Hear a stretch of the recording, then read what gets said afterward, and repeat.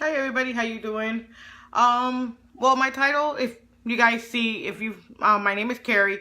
If you see the red button that says live, you're seeing me live. If not, you can put hashtag replay that you saw my video, my daily video, since I'm doing the team challenge with our team that we have to do live for 21 days. So I think this is my 9th or 10th. I haven't kept track. Hi Paula, how you doing? Okay, my daily struggle is something that my life changed a while back, years ago, that when I got diagnosed that I had kidney issues, that it was failing due to my diabetes. That was a big traumatic thing for me because my youngest was already, she was 7 or 8 years old, and now she's 11, and I was put on the list, and it was not easy. It was not an easy thing that I had to go through. I had to go to Miami, to Jackson, and pretty much spend the whole day with doing every type of test, every kind of blood work, x-rays, CAT scan, ultrasound, you name it, I had to get it done. Hi, Amber. I had to get it done, and it wasn't easy because, you know, I knew I was diabetic since I was 18 years old, but nobody ever wants to hear you need a transplant. It wasn't easy because I took life like, oh my gosh, God forbid something happens to me. What is my daughter gonna, and I even told my husband, I go, look, if God forbid something happens to me, please keep taking care of Gaby and my 2 daughters. And he's like, you're not gonna, nothing's gonna happen. You're gonna be okay. And I had to change. From that day on, I had to change the way I thought, the way I ate, especially. They added on to like 3 or 4 more medications that I had to take, vitamins and something to make you go to the bathroom, and stuff. It was like a latex to make you, because the kidneys, they tend to fail. So, and they wanted me to still continue being able to go to the bathroom, because when you start getting to the process of kidney failure, you don't go to the bathroom. So, luckily I wasn't in that critical position, but the doctor that I went to, and he's an awesome doctor, he said, you know what, you're still young, you have a child, you need to see her, grow up and graduate and get married, which all 3 of them, I thought of all 3 of them, but Gaby was the youngest one out of all 3 of them, because my oldest one now is just turned 23, and then the other one 22, and Gaby's 11. So it was a big, drastic change in my life. I had to cut out meat, red meat. I could only eat white meat, pork, chicken, and one of my favorite seafood is shrimps. I had to cut that out or eat it once in a blue moon, because shrimps have a high uric acid. So if I would eat it, the next day I was out of commission. I couldn't do anything. I had no energy. I had nothing. And I remember I asked the doctor, why was that happening? He goes, because it's high in uric acid and it's not good for your kidneys. That's why we recommend only to eat it once in a blue moon. So I pretty much, when I first started and I got diagnosed with that, because the diabetes destroys a lot. It destroys a lot. So if you think that diabetes is easy, or, nobody knows anybody's story. Honestly, nobody knows everybody's story. Nobody lives in anyone's house. So if you have a friend that is diabetic, don't take it as a joke. You don't know what they're going through, what medication they're taking. They tend to have mood swings. It's a lot, and it's not one thing to another. So when I first got diagnosed, I weighed 200 pounds. And I was fat, honestly, I was. To me, I felt that way because my husband still didn't care how I looked. He just said, so I had to honestly change every aspect of my life. Change the way I eat, cut out a lot of the foods that I loved. And I remember telling my husband, you guys don't have to do this. He's like, no. If you're cooking only white meat, fine, we'll eat it. Because you're the main one that cooks, and we're not going to, say, oh, you have to cook something else. And just because of us. We're a family, and whoever is somebody going through something in our family, we have to go through it together. We support each other, and that, and luckily, everything that I did, I had to, when they told me you can't have soda, which I didn't drink that much soda anyway, but they told me you can have ginger ale, but only 6 ounces of ginger ale a day. So it was a lot of things that I had to change in the aspect. So it's not like, okay, you're getting a kidney transplant. No, you have to get qualified to even get on the list. And I was on that list for 3 years. 3 years waiting and waiting and waiting. And then when you get a call, you have to run. So wherever you're at, whatever you're doing, and I had to have that phone on me, my cell phone on me, 24/7. Make sure that I can hear it. Make sure, because they can call you any time of the day. So it's not like, oh, you're on the list. Oh, they'll wait for you. No, they won't wait for you. You have to run. And I remember getting a call one time, and we live in Port St. Lucie, so it's 2 hours away, 2 hours and a half away from Miami Transplant, which at Jackson Memorial. And I remember we had to run, and they called us and look, this is he was a young kid and had other issues and this and that. Do you want it? Do you want to receive this one? And I'm like, yeah.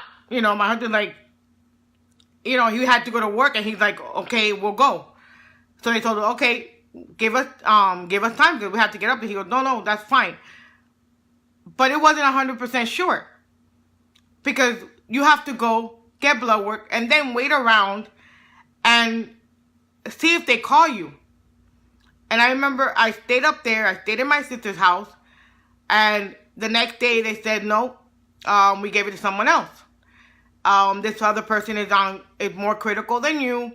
And I'm like, okay, that's fine. I know I could wait. If someone's more critical than me, who am I to say no? Because I know that person was on dialysis, and thank the Lord that I wasn't, because I was afraid of being on that machine due to my mom.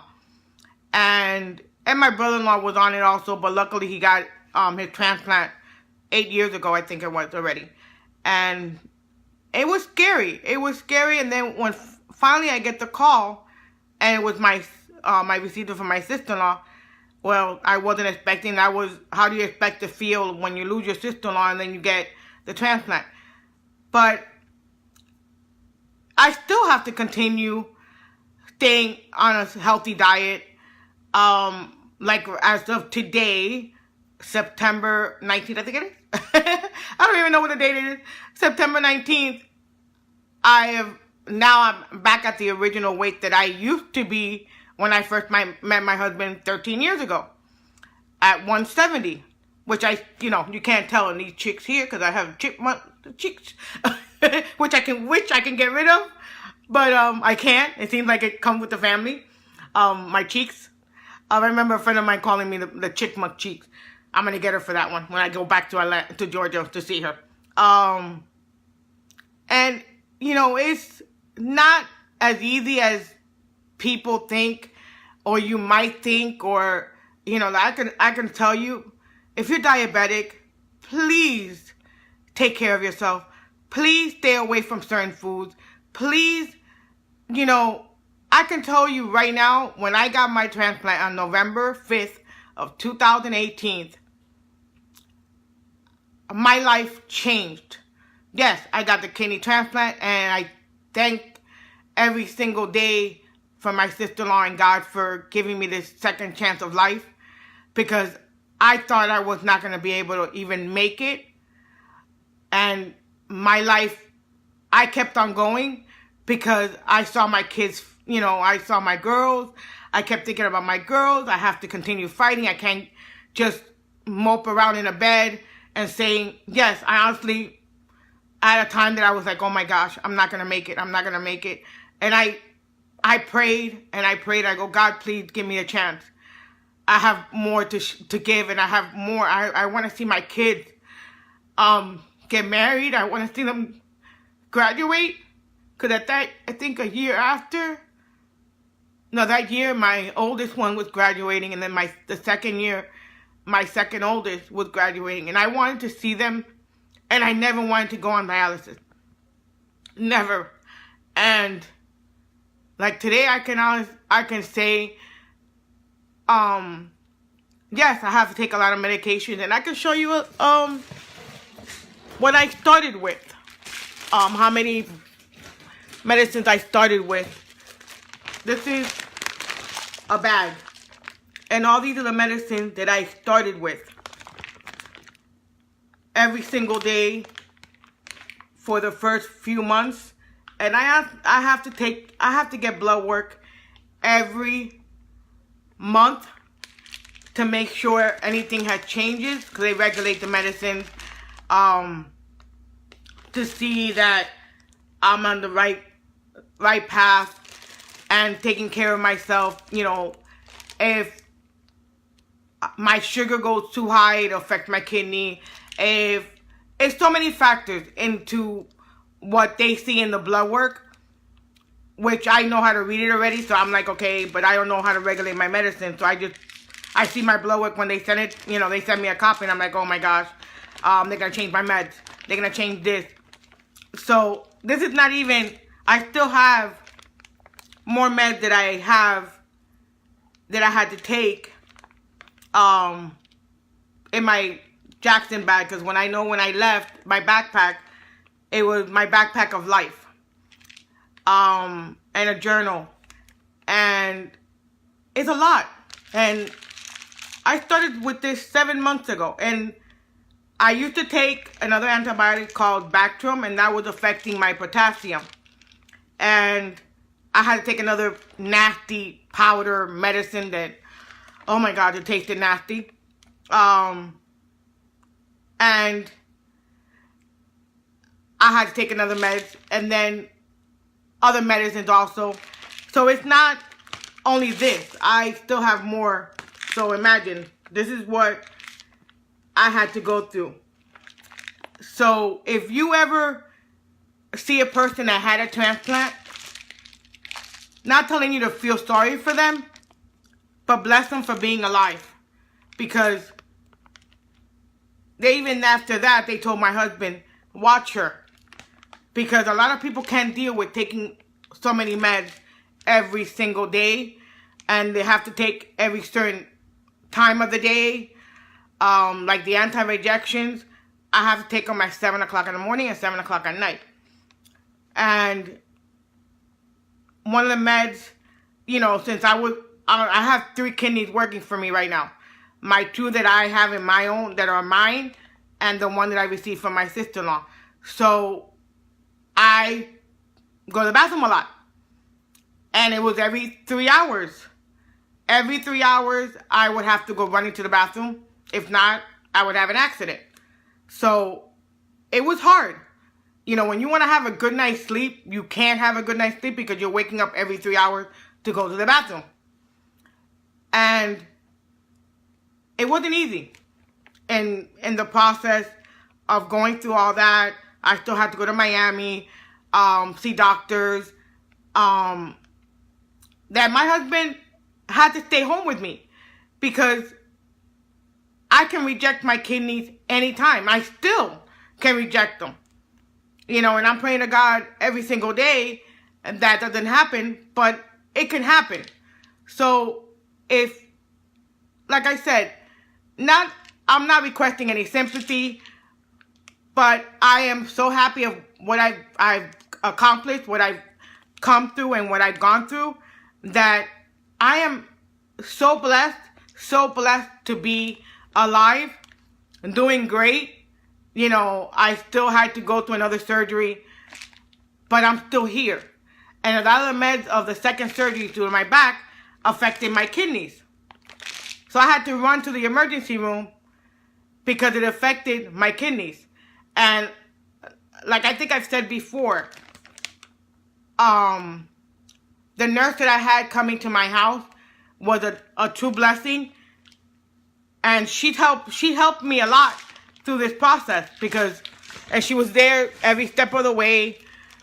Besides my husband always supporting and telling me that I can do it. I'm a Latina woman that, women are strong and women can do anything. And you know what? I thank for those words that she always told me. But now, after 8 months,